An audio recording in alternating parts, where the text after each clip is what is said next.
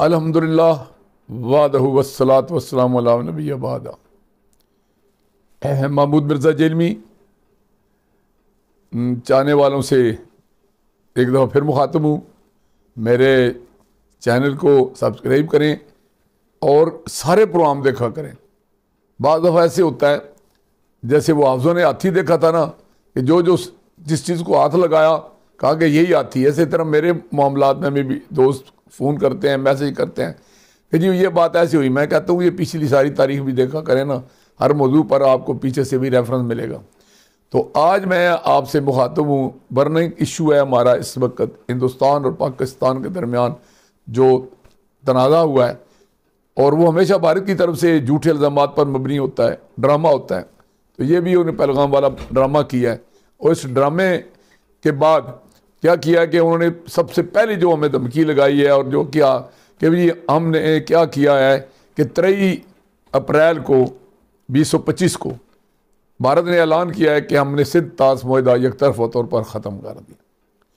इससे पहले कि मैं इस पर बात करूं कि सिंध ताश मुआहदा है क्या, एक बात मैं वजाहत करना चाहता हूं कि जो बैन अवी मुआहदे होते हैं वो कौमों के दरमियान तय पाते हैं, मुल्कों के दरमियान तय पाते हैं। वो शख्सियात उनके बारे में फ़ैसला नहीं कर सकती। लेकिन यहूद और नईद का यह मसला है कि इनके लिए कोई अखलाकी मयार नहीं है। काफरों के भी अखलाकी मयार होते हैं, दारियों के होते हैं, ईसाइयों के होते हैं, यहूदियों के, हिंदुओं के, मुसलमानों के, सब के कोई अखलाकी मयार होने चाहिए। तो वैल्यूज़ के बगैर दुनिया नहीं रह सकती। लेकिन ये यहूद और नईद एक ऐसी दो कौमें हैं जिनका कोई अखलाकी मयार नहीं है। देखिए एक मुआहदा बैन-अवी तौर पर किया गया, उसको यकतरफा तौर पर कैसे ख़त्म कर सकते हैं? वो हो भी नहीं सकता। वो आलमी बैंक की सालसी में हुआ है, वो आलमी बैंक उसका जामन है, गारंटर है। पाकिस्तान को तो इस मुद्दे पर पहले ही बड़े खदशात हैं। यहाँ के अवाम तो अयूब खान मरहूम पर इल्ज़ाम लगाया करते थे कि उसने हमारे दरिया भेज दिए। ये ऐसा हुआ था कि 1960 में कराची में यह मुद्दा तय पाया था।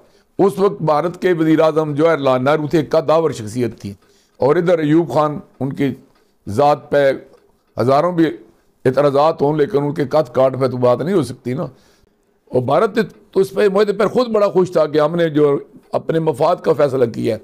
इस सिलसिले में ये हुआ था कि जनाब ये जो मशरकी दरिया हैं या इनको जनूबी दरिया कह लें कि ब्यास, सतलज और रावी जो तीनों दरिया थे, इनका सारा पानी भारत के हवाले कर दिया गया था। और होता ये था कि पानी वो उनके पास था, वो इसको अपनी मर्ज़ी से इस्तेमाल करते थे। जो ही सैलाब का ज़माना आता था उनके पास पानी वावर होता था, वो पाकिस्तान को बगैर इतलात ये हमारे दिलों में पानी छोड़ देते थे। नतीजतन हम सैलाब की नज़र हो जाते थे। यानी ये दरिया हमारे लिए उल्टे अज़ाब बन गए थे।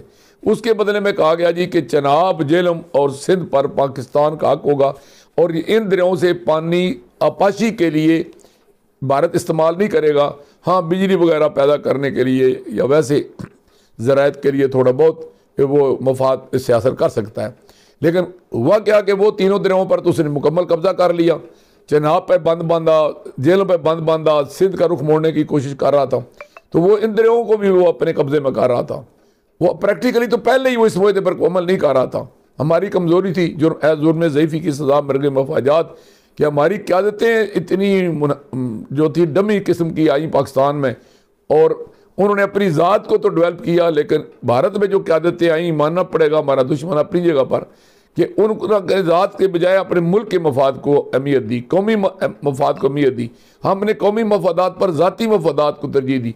नतीजा ये हुआ कि पाकिस्तान कमज़ोर होता गया, पाकिस्तान के हुक्मरान जो है वो ताकतवर होते गए। आज पाकिस्तान की मईशत जो है वो कमज़ोर है और उनकी मईशत मजबूत है। वो पाकिस्तान उनकी हुकूमतों के वजह से आज दिवालिया हो रहा है, और वो खुद जो है वो कक से अरबोपति हो गए। हमारा एक बंदा जिसके पेंटों पर टाकियाँ लगी हुई थी, आज वो लैंड क्रूज़रों में फिरता है, और उनकी जायदादों का कोई हिसाब नहीं है बैरून मुल्क हो या पाकिस्तान में। खैर, अब मैं मौजू से हट रहा हूँ। तो ये सिंध ताश मुआहदा जो मैंने अर्ज़ किया ये था। अब भारत ने इसको एकतरफा तौर पर कहा कि मैं इसको मनसूख करता हूँ, जबकि वो इसको मनसूख नहीं कर सकता। अब इसके साथ होगा क्या कि 3 दरों पर तो वो पहले कब्जा किए हुए है। अब वो कोशिश करेगा कि मैं जेहलम का पानी भी रोक लूँ, चनाब का पानी रोक लूँ और सिंध का पानी भी रोक लूँ। लेकिन देखिए ना, वो आसमानों पर मालिक जो है, ज़मीनों आसमान का, दरियाओं का, पहाड़ों का, वो आखिर हमारा तो आखिरी सारा वही है ना। इंशाअल्लाह उसकी ये कोशिशें कामयाब नहीं होंगी। और पाकिस्तान के लिए ज़िंदगी और मौत का मसला है। मैं इस सिलसिले में अपने मुल्क के वज़ीर आज़म शहबाज शरीफ और आर्मी जनरल आसम मुनीर का इस लिहाज से मैं उनको मुबारकबाद देता हूँ, उनको मैं खराज तहसीन पेश करता हूँ कि उन्होंने बड़ा सख्त मौक़िफ़ लिया है कि ये पाकिस्तान की ज़िंदगी और मौत का मसला है। जिस तरह कश्मीर हमारी इशारा किया, ये पानी तो बिल्कुल हमारी जो है ना, ये सांस की नाली है, ये बंद होगी तो पाकिस्तान की मैशियत नहीं, पाकिस्तान जो है ना वो बैठ जाएगा। तो इस लिहाज से इस पर पाकिस्तान का स्टैंड जो है वो बड़ा सख्त है। और इंशाअल्लाह ये बैनुल-अक़वामी कुव्वतें समझेंगी कि इस तरह पाकिस्तान को खुडे लाइन नहीं लगाया जा सकता, और अगर इस तरह किया गया तो दुनिया का अमन जो है वो बर्बाद होगा। और अभी वो करेगा क्या, वही काम सतलुज ब्यास और रावी वाला कि अभी देखे ना, आज ही उसने क्या किया है कि उसने दरिया झेलम में पानी जो है ना वो छोड़ दिया है ताकि सैलाब आ जाए। नीचे हमारी फसलें दरिया के किनारे पर जो है ना वो उनके पास भी तो इल्म है ना कि दरिया के किनारे पर इस वक्त गंदम की फसल उठाई जा रही है और आगे कपास की फसल बीजने की तैयारी हो रही है। तो उस लिहाज से उसने क्या किया कि दरिया झेलम में पानी छोड़ दिया है ताकि ज़्यादा पानी हो, उनके डैम इसको संभाल ना सके और नीचे पानी जाए और सैलाब और पाकिस्तान का नुकसान हो। लेकिन अल्लाह करम नवाजी करेगा, हर शर में खैर होती है। हमारा तो डैम खाली पड़ा था, वो उसने पानी भेज दिया है, ये कुदरत की तरफ से उसकी मत मारी गई है कि पाकिस्तान को तो इससे फ़ायदा पहुँचा है। वो कम अज़ कम दरिया झेलम की मैं पोजीशन बताता हूँ कि रसूल बराज से नीचे 5 लाख क्यूसेक पानी से पहले कोई सैलाबी कैफियत नहीं है।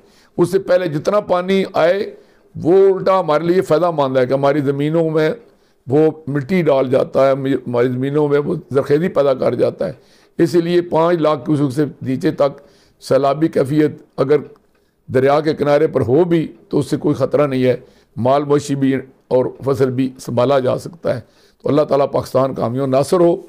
और मैं और आप पाकिस्तान की वजह से ही हैं, हमें अपने बाहमी इख्तलाफात को ख़त्म करके पाकिस्तान का साथ देना होगा। अयूब खान के साथ भी बड़े लोगों के इख्तलाफ थे, लेकिन मैं उस वक्त जो था ना वो 9वीं जमात में पढ़ता था। मुझे याद है कि वो क्या जज्बा था कि जब अयूब खान ने यह तकरीर की ना 6 सितंबर को, जब भारत ने 6 सितंबर 1965 को भारत ने पाकिस्तान पर हमला किया, तो वो अयूब खान की तारीखी तकरीर थी। उसने कहा कमीने दुश्मन को बता दो कि उसने किस कौम को ललकारा है। वो आज भी जज्बा जो है ना वो हमारे जिस्म में खून दौड़ा देता है। इंशाअल्लाह इस वक्त भी हमारे लाख इख्तलाफ हों, हम PTI, पीपल पार्टी, नून लीग और में तकसीम हो सियासी तौर पर और मजहबी जमातों में तकसीम हो, लेकिन बतौर मुसलमान भी हम एक हैं, बतौर पाकिस्तानी भी हम एक हैं। और ज़ाहिर है जो मुल्क का हुक्मरान होगा, जो मुल्क का से पसलार होगा, हमने जंग उनकी क़यादत में लड़नी है।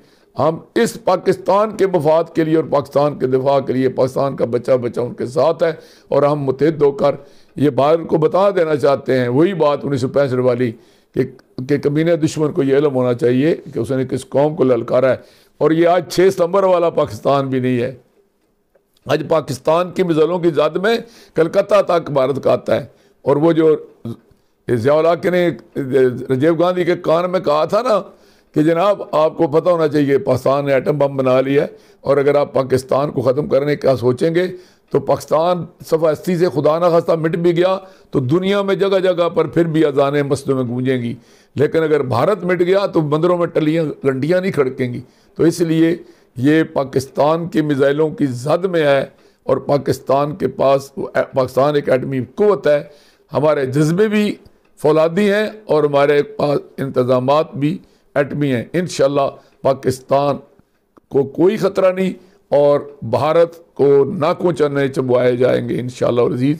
और मुझे उम्मीद है कि भारत की क़यादत जिनके पास कोई हथियार नहीं इलेक्शन जीतने के लिए, या वो मुल्क के अंदर मुसलमानों के ख़िलाफ़ जो है वो ज़हर उगलेंगे और हिंदुओं की वो मजहबी इंतहापसंदी का फ़ायदा उठाएंगे, या पाकिस्तान पर इल्ज़ामात की बारिश करके वो अपने गिरती हुई सियासी साख को बहाल करते हैं। तो ये उनकी सारी कमज़ोरियाँ जो हैं वो अपने इलाज खुद करें। हम हमारे साथ लड़ाई में उनका कोई फ़ायदा नहीं है, क्योंकि लड़ाई सिर्फ़ एक का नहीं सबका नुकसान होता है।